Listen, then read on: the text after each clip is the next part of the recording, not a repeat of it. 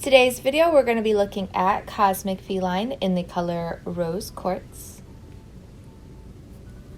So I thought it'd be fun to do a small business portion on my channel featuring brands that were made by small businesses. When I first came across Cosmic Feline on Etsy, they only had 3 dyes available, so I chose the Rose Quartz.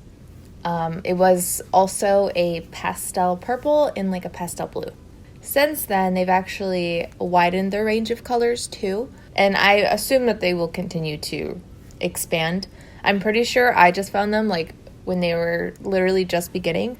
I've checked up on them again before filming, and they do have 5-star reviews, so I'm excited. Of course, I will have them linked below as well.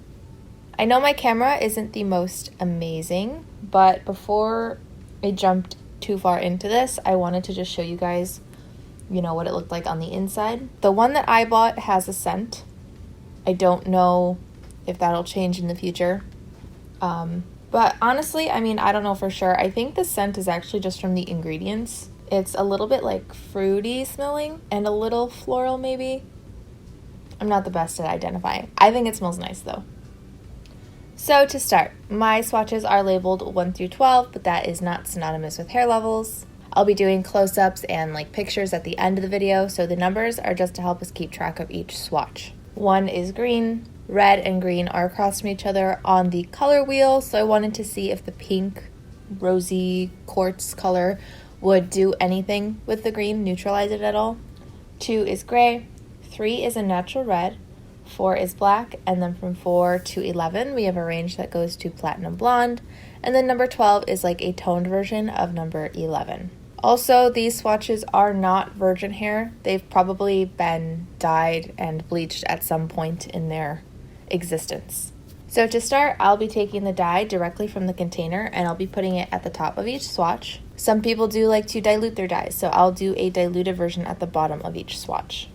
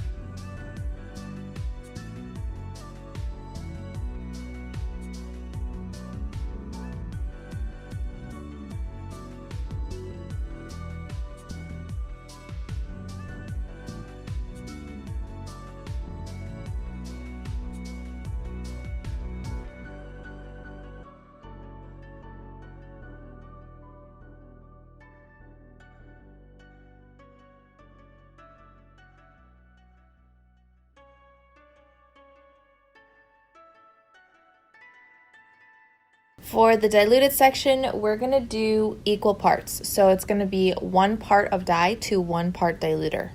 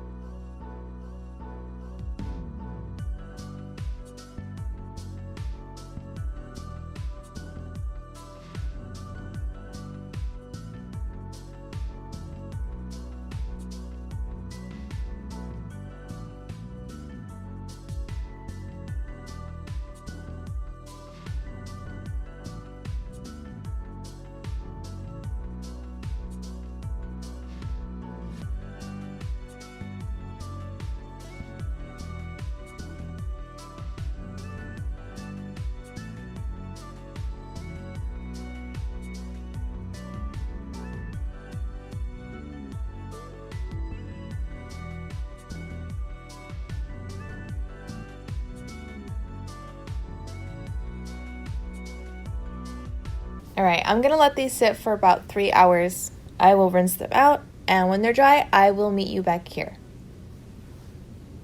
So I'm not sure why, but for some reason, I kept thinking that this was supposed to be a rose gold. Maybe because the name is rose quartz, and I kept getting it mixed up in my head. But because of that, I really, really like how it turned out on the number 10, the like medium blonde swatch.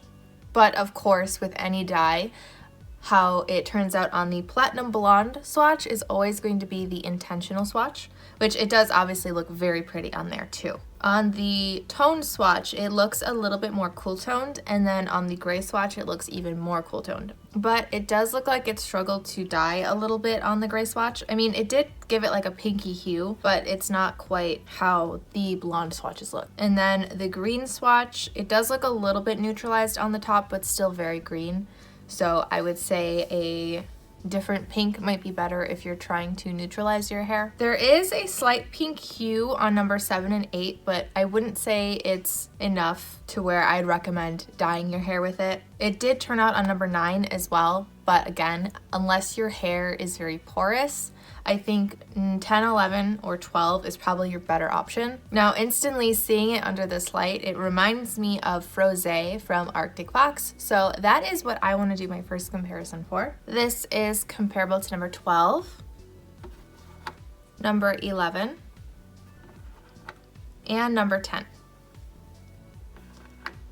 So similarly to Frose, the rose quartz looks a little bit softer and less neon looking in regular house lighting. For some reason, both Frose and this rose quartz look almost like they're not neon, but they have a slight neon quality to them under direct lighting like this. So you can see a difference between the two, but it's really hard to pinpoint just what exactly is the difference. It might be easier to tell in camera because my camera is directly in front and I'm looking at it from an angle, but honestly, they look so incredibly similar. Also, I've noticed that throughout the time of me being on YouTube and using these swatches, they've changed periodically, so I do think this number 10 swatch might be a little bit more in between 9 and 10. But on the direct eye portion, the Frose did still dye it, so I'm thinking that the rose quartz might be a hair more warm toned. Like I said, it's really hard to tell.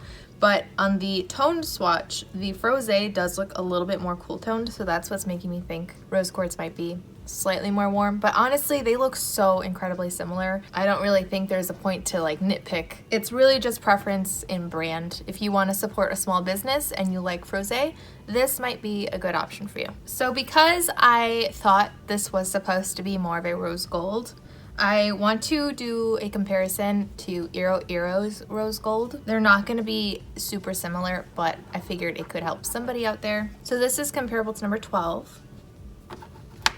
This is comparable to number 11. And this is comparable to number 10. So as you can see, the Eros rose gold is much, much more warm toned. It only really has like a dash of pink, but it's much closer to an orange if you ask me. And honestly, it's really just on me. I, for some reason, thought that this was a rose gold. It's not. So I've noticed that sometimes people will associate rose gold with more pinky colors, and that's why I think the number 10 for rose quartz looks like it could be a rose gold. But also, if you do look at rose gold jewelry, it probably looks closer to the rose gold from Eros.